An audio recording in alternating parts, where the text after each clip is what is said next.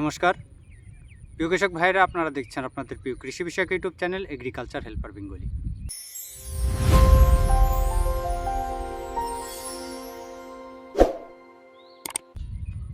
প্রিয় কৃষক ভাইরা, আজ আমরা এই ভিডিওতে আলোচনা করব ধান গাছ মূল জমিতে বসানোর পর, অর্থাৎ একদম প্রথম দিন থেকে শুরু করে আমাদের পরবর্তী 10 দিন পর্যন্ত আমাদের কি কি ব্যবস্থার মধ্যে দিয়ে আমাদের ধানের জমিটাকে রাখতে হবে, কি কি পরিচর্যা করতে হবে, জল ব্যবস্থাটা কীরকম রাখতে হবে, সার ব্যবস্থা কীরকম রাখতে হবে, এই ভিডিওতে আমরা A to Z আলোচনা করব।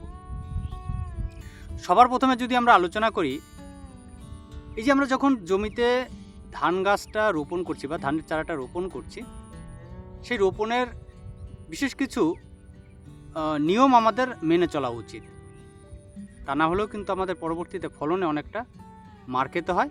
এবং বিশেষ করে যে সকল এলাকায় বিপিএসের আক্রমণ হয়, সেই এলাকায় আমরা যদি কিছু নিয়ম মানি, তাহলে অনেকটা আক্রমণের হাত থেকে আমাদের গাছ কিন্তু আমরা রক্ষা করতে পারবো।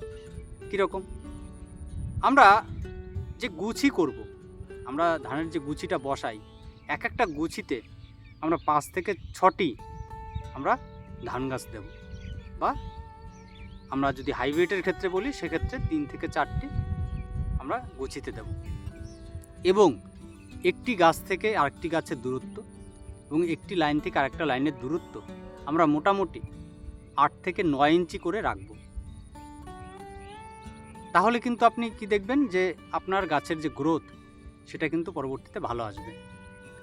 এবং যেখানে বিপিএসের আক্রমণ হয় যেই এলাকায়, তারা কি করবেন, তারা মোটামুটি 5-6টা লাইন পরপর একটা করে লাইন গ্যাপ দেবেন। এবং আমরা এই যে ধান গাছ আমাদের জমিতে বসাবো, ধান গাছ বসানোর যে লাইনটা কোন দিকে করব? আমরা উত্তর দক্ষিণে করব।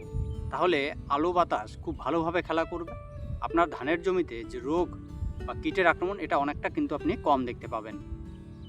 তাহলে এটা গেল একদম প্রথম স্টেজ এবং প্রথম দিনের আপনার ব্যবস্থাপনা। আমরা সার ব্যবস্থা, মূল সারে কী কী রাখবো সেগুলো নিয়ে আলোচনা করেছি অলরেডি, আমরা আগে ভিডিও সেই বিষয়ে এনেছি। তো এখানে প্রথম দিন এটা গেল, আপনি বসালেন। বসানোর পরে আপনার কি করতে হবে, জমিতে কিন্তু আপনার মোটামুটি 1 থেকে 2 সেন্টিমিটার কিংবা 2.5 সেন্টিমিটার জল ধরে রাখতে হবে। এবং এই জলটা কতদিন পর্যন্ত ধরে রাখবেন? এই জলটা মোটামুটি 4 থেকে 5 দিন পর্যন্ত ধরে রাখবেন। কেন?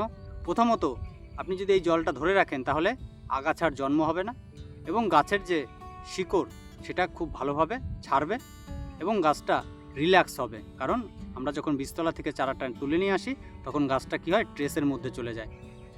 তো সেই কারণে আমাদের 4 থেকে 5 দিন জলটাকে জমিতে ধরে রাখতে হবে। এবং আমরা কি বলছি, যে জমিতে যেদিন আমরা ধানের চারা বসাবো, বীজতলা থেকে তুলে নিয়ে এসে জমিতে, মূল জমিতে বসানোর পর 2 দিন পর আমরা কি করব, 5 কেজি ইউরিয়া এবং সঙ্গে আমরা যেটা করব সেটা হচ্ছে একটা প্রি এমার্জেন্স হার্বিসাইড, আগাছানাশক, যেমন পেটিলাক্লোর, আমরা মিশিয়ে ছিটিয়ে দেব জমিতে। তাহলে কি হবে, আমাদের এখানে নাইট্রোজেনের যে চাহিদা সেটা পূর্ণ হবে। এবং নাইট্রোজেনের আমরা যখন জমিতে দেব, এই নাইট্রোজেনটা খাবার জন্য গাছের শিকড়গুলো খুব তাড়াতাড়ি ছাড়বে এবং তার পাশাপাশি কিন্তু এই যে আগাছা, তার কিন্তু জন্ম হবে না। তাহলে এইটা গেল আমাদের মোটামুটি ধানের চারা আমরা বসালাম, তার 2 দিন পরের সার ব্যবস্থা। জল ব্যবস্থা আমরা কি বলছি, প্রথম স্টেজে 4 থেকে 5 দিন আমরা ধরে রাখছি। তাহলে কি হচ্ছে, ওই যে আগাছাটা নাশক আমরা ব্যবহার করলাম, তার যে রেজাল্ট, সেটা আমরা খুব ভালো মতো পাচ্ছি এবং গাছের যে গ্রোথ, সেটা খুব ভালো মতো আসবে। এরপরে জমির জলটাকে আস্তে আস্তে শুকাতে দিন, 2-4 দিন শুকিয়ে রাখুন। 2-4 দিন শুকানোর পরে, একদম শুকালে হবে না, মাটিটা জো থাকবে, কিন্তু আমরা কি বলছি, জলটা টেনে যাক মাটিতে। এবার যে জলটা টেনে গেল মাটিতে, এবার মোটামুটি যখন আপনার আমরা কত দিনে দিলাম, 2 দিনে, এবার মাঝখানে আপনি 5 দিন গ্যাপ দিন, 7 থেকে 8 দিনের দিন। আপনি যেটা করবেন সেটা হচ্ছে, আমরা এর আগে যখন মূল চাষের যে ভিডিও করেছিলাম, সেখানে বলেছিলাম হিউমিক অ্যাসিড দিতে। যদি আপনারা হিউমিক অ্যাসিড দেন তাহলে ভালো, যদি আপনারা হিউমিক অ্যাসিড না দেন, তাহলে এই জায়গায় কিন্তু আপনারা হিউমিক অ্যাসিডটাকে ব্যবহার করতে পারেন। কতটা ব্যবহার করবেন? আপনারা এখানে মোটামুটি 500 গ্রাম মতো 1 বিঘা 33 শতক জমিতে ব্যবহার করবেন। সঙ্গে মাইক্রোরাইজা, বাজারে দেখবেন বিভিন্ন কোম্পানির পাওয়া যায়, মাইক্রোরাইজা 1 বিঘা জমিতে 2 কেজি পরিমাণে ব্যবহার করুন। যদি আপনারা কালচার করে ব্যবহার করেন সেক্ষেত্রে আপনারা মোটামুটি 50 কেজি জৈব সার নেবেন, তার সাথে বা 50 কেজি না হোক 30 কেজি জৈব সার নিন, তার সাথে কালচার করে 5-7 দিন আগে আপনি যখন জমিতে ধান বসাচ্ছেন তখনই আপনি রেডি করে রাখুন। আপনার 1 কেজি মাইক্রোরাইজা নিন, তাহলে কিন্তু যথেষ্ট। যদি আপনারা র মানে বাজার থেকে কিনে নিয়ে আসলেন আর জমিতে আপনি ছিটিয়ে দেবেন, তাহলে সেক্ষেত্রে 2 কেজি লাগবে। তাহলে আমরা কি বলছি, দুটো অপশনই বলে দিলাম। এবার যদি কালচার করে নেন তাহলে সেক্ষেত্রে কম লাগছে, যদি কালচার না করেন সেক্ষেত্রে বেশি লাগছে। তাহলে 2 কেজি মাইক্রোরাইজা আপনি কি করবেন, সামান্য কিছু জৈব সার, যে কোনো জৈব সার হতে পারে, পচানো সার হতে পারে, আপনার গোবর হতে পারে, আপনার আপনি যে পাতা পচা বা আপনার জমির ফসলের অবশিষ্ট পচা, বিচুলি পচা, যা কিছু পচা, আমার মেন দরকার যেটা সেটা হচ্ছে পচা সার। তাহলে আপনি মোটামুটি কিছুটা পরিমাণ নিন, এবার ওই মাইক্রোরাইজা, হিউমিক অ্যাসিড এর সাথে মিশিয়ে আপনি জমিতে ছিটিয়ে দিন। আর যারা মূল চাষে হিউমিক অ্যাসিড দিয়ে রেখেছেন তাদের এখানে আর দিতে হবে না, আমরা একবারে মোটামুটি মিনি চাপানে গিয়ে বাদবাকিটা কমপ্লিট করব। তাহলে এইখানে আমরা যদি মাইক্রোরাইজা এবং হিউমিক অ্যাসিড দুটোকে একসাথে মিশিয়ে দিই তাহলে কী হবে, এই যে মাইক্রোরাইজা, আমরা এই মাইক্রোরাইজা কি, মাইক্রোরাইজা একটা আপনার মিথজীবী ছত্রাক, এর যে কার্যকারিতা অনেক গুণ বেড়ে যায়।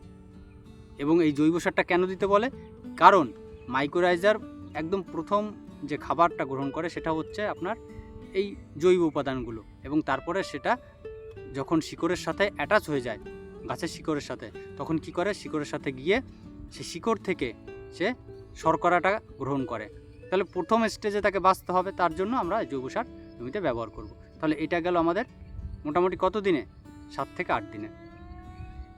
এর পরবর্তীতে আমাদের কি করতে হবে, এই জায়গায় একদম সামান্য জল কিন্তু আমরা রাখতে পারি মাইক্রোরাইজা যখন ব্যবহার করব সেই সময়, বা আমরা যদি জল নাও রাখি, আমরা একদম জমিতে জলটা দিলাম, দেওয়ার পরে জলটা টেনে গেল, যখন টানার ঠিক শেষ মুহূর্তের দিকে আমরা কিন্তু এটা ব্যবহার করলে আরও ভালো রেজাল্ট কিন্তু পাওয়া যাবে। এর পরবর্তীতে একদম চলে যাব আমরা মিনি চাপানে, 10 থেকে 15 দিনের মধ্যে আমরা মিনি চাপান সার ব্যবস্থাপনায় চলে আসব। তাহলে আমাদের এই যে মিনি চাপানে কি কি রাখবো, কি কি সার ব্যবস্থা, কি কি খাবার ব্যবস্থা গাছের আমরা দেবো, সেই বিষয় নিয়ে আমি আলাদা একটা ভিডিও আপনাদের সামনে তুলে ধরবো। অলরেডি আমার চ্যানেলে আরও বিগত বছরের মিনি চাপান সারের ভিডিও আছে, আপনারা চাইলে সেগুলোও দেখতে পারেন। তো নতুন আপডেট আবার নিয়ে আসবো। তো যাই হোক প্রিয় কৃষক ভাইরা, ছোট্ট একটা ভিডিও, যদি ভালো লেগে থাকে তাহলে ভিডিওকে অবশ্যই লাইক করবেন, ভিডিও শেয়ার করবেন, আর কেউ জানা থাকলে অবশ্যই কমেন্ট করে জানাবেন। তাহলে আজ এই পর্যন্ত দেখা হবে পরবর্তী ভিডিওতে। নমস্কার।